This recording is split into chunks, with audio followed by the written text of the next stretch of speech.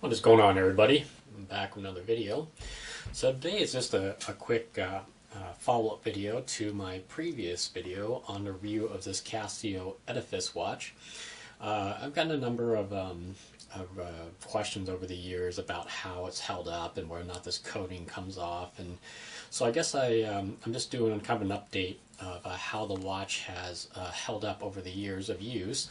I will immediately say that I don't wear this watch as much as some of my other watches. For example, my PAW 1500 Pathfinder here by Casio.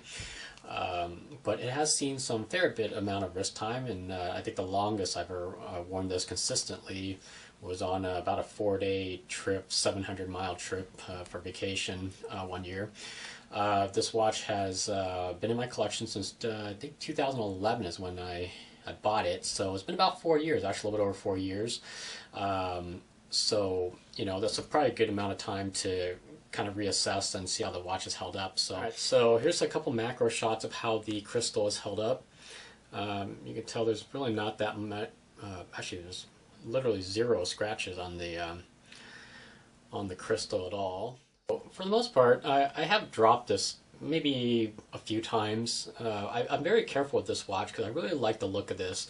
I know whenever people think Casio, they don't think, oh, luxury, high-end watches, and you know, I tend to kind of agree. Not that I'm much of a watch snob or anything like that, but the watch still runs really well. This just gets left in my my window, so it just charges basically.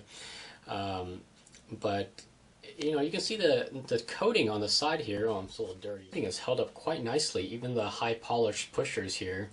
I mean, for the most part, there's slight signs of wear, but you know, even after a couple knocks and bumps and everything, it's not too bad, I must say. The bezel has a little bit of scarring there. Let's see, maybe it's just dirt.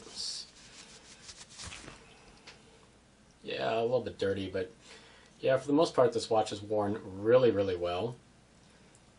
It's about a 43mm case, if I remember correctly. Let's see, guys, check out the back here.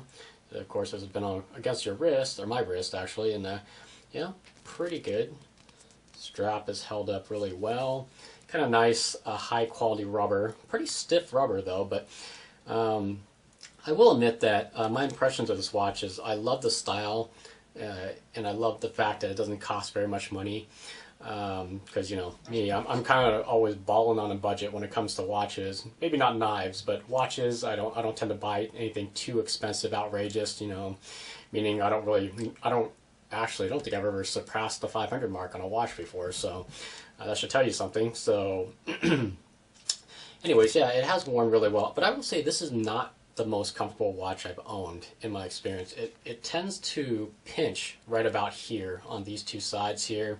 I try to loosen it, but then it just flops around my wrist, which I really really hate. It kind of annoys me. But in terms of comfort, I would have to say that the Pathfinder is a heck of a lot more comfortable to wear, and this is my go-to survival watch.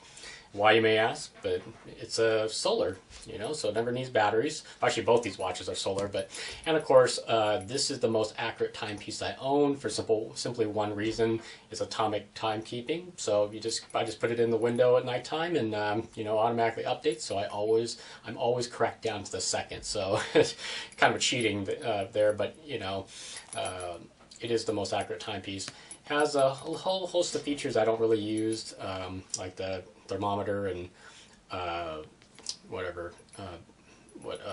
barometer and compass and altimeter and all that kind of stuff. But I think in a pinch for survival, this is a very good watch to have. You know, especially if you just want like a quick and dirty compass that you can use, and you know, you have a rotating bezel so you can get a good bearing on your position and what direction you want to travel in. But anyways, I think I might do a video on this watch, how it's held up, because I bought this watch, I believe, around the same time as I bought this watch, and this watch has seen way more wrist time than my Casio Edifice, so it's going to have a little bit more marks on it, but it has held up very well, and of course, you know, it's got the Casio ruggedness to it. So anyways, back to this watch. The Edifice, you know, is more of a dressier, kind of casual to dressy occasions, which is when I wear this watch, I should say.